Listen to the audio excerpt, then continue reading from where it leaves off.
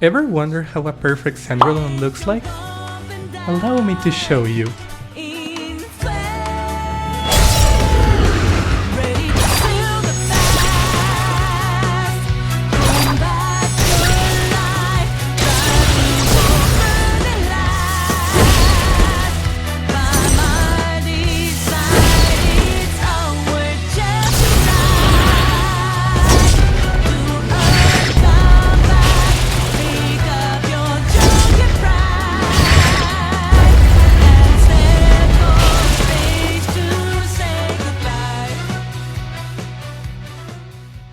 Hi everyone! You're probably wondering why I'm remaking a Cendrillon video when I already have one up. But here, let me explain. When most people found out about Cendrillon's crazy potential, the game was pretty fresh still, and although people get the general idea of how to make her broken, the most viewed videos, mine included, have a lot of mistakes. So I wanted to take advantage of all the new tech that has been discovered and present to you all the ultimate Cendrillon build. But now for real. I think it's pretty much a known fact that Cendrillon is pretty much the Izanagi no alchemy of this game. I remember making the argument that Joanna is better, but after reflecting on it, no, it's not close. Cendrillon is just carried by her Turgy. She's the only persona that can reach the damage cap without inflicting rage on Merciless. But I digress. Today I will be showing you 3 different possible builds for Cendrillon. One with Brave Blade, one with Vorpal Blade, and one especially dedicated for Scarlet Havoc. For all 3 versions of the build, I'm gonna be assuming that you guys are already at late game, since making it really broken requires some high level skills. However, you can adjust the build to fulfill your needs in whatever part of the game you are. With that out of the way, let's begin. Let's start with the Brave Blade build. This build specializes in boss fights. Thanks to Brave Blade having a higher base power than Vorpal Blade, and also having a higher crit rate.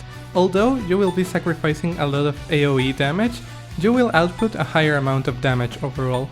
Also, before I forget, multi-target boost is really crucial for this build, and you may call me crazy, but here's the thing, you wanna be keeping it mainly for maximizing Scarlet Havoc damage.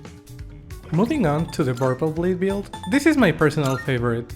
The reason I like this one the most is because you get to keep Arms Master, which in general is just a quality of life feature you would like to have in any fist build. Although I will say you can pretty much swap it with either Victory Crier or Shift Boost and equip the Shift Amp shoes. And finally, let's address the elephant in the room. The recent crit rate boost is not here, I already mentioned it at the beginning of the video, but it doesn't stack, and if you wanna know why, go watch my other video.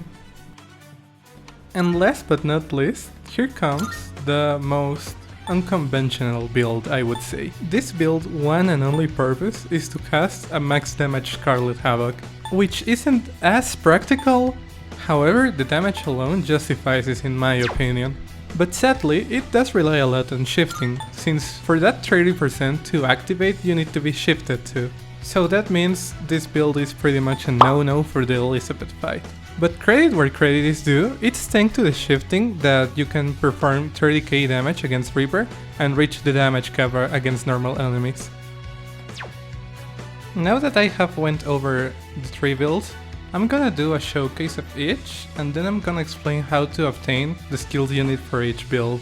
Also, as a final disclaimer, I wanna add that the 1000 subscribers special is almost done, but it's so long, like you guys have no idea, so please be patient on that, it will come soon. And he has a lot of damage going for him now. That's when you use the superior character, Mitsuru. Yeah, truly, the superior character. Anyways, enjoy! There's a shadow!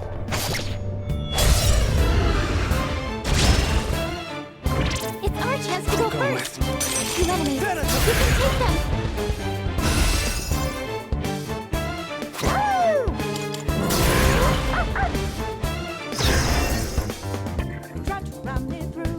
Shall I move to strike? I'll show you!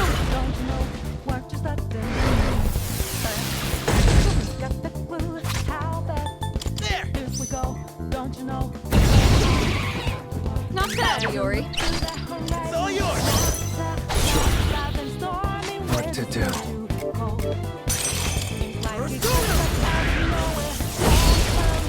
Her leader took one out!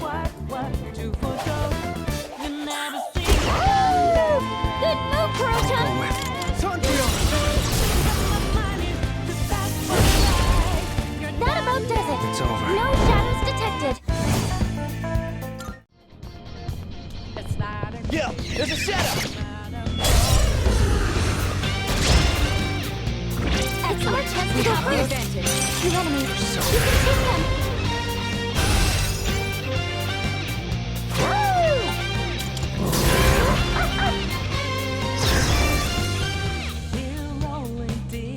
I'll hit them where it hurts.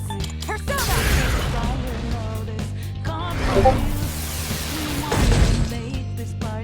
Items can be a good way to my strike chance. weaknesses. Not bad, Yuri. It's all yours! I'll go with.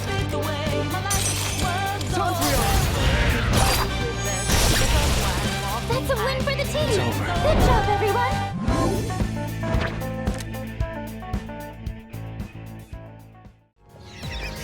Oh man, this is bad!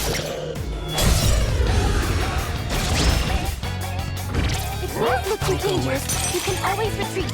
Come!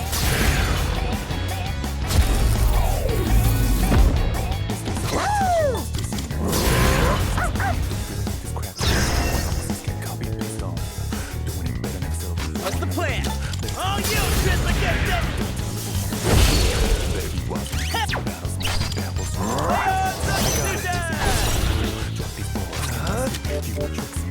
This one.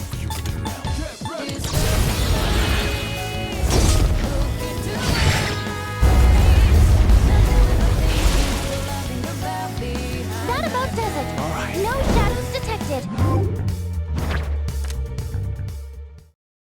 And finally, how to get these skills. First of all, Siegfried is gonna play a huge role in Cendrillon's kit because he gets a lot of useful skills for this build really early on. And the best part is that he is a compatible fusion material for Cendrillon. So we gotta pretty much want to fuse him with Archangel, and that's half the job done, just like that. As I said previously, I'm expecting you to be during late game. And by December and January, the rest of the skills are pretty much just free to get. But just in case, I'm gonna mention which personas and which shuffle time cards you can get the skills from. Starting with Vorpal Blade, if you have DLC, you can get it as soon as level 53 with Camus Susano O, which is the Goemon evolution. And if you're not using DLC, you can just use Uriel at level 57. I am gonna get the hard one out of the way. Okay, so Arms Master is kind of like the most painful one to get, mainly because the lowest persona that get it, it's Masakato, which is like level 84.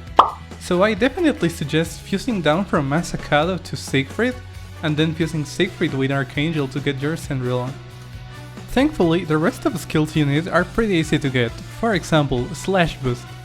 You can only get this skill from Jikokutan, but fortunately I'm pretty sure most players have a Slash Boost card collecting dust in their inventory. This is due to the fact that you can get it from Shuffle Time rank 5, so I'm pretty sure most people at least have one.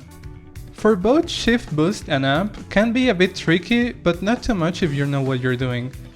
The skill cards for both of them you can get from saving people in Tartarus, so just make sure as soon as someone pops in Tartarus, keep saving them, and one of them eventually is gonna give you a Shift Boost and Shift Amp card. But if you didn't complete your request, you can get Shift Boost from Goemon at level 28 and Shift Amp from Kukulen at level 44.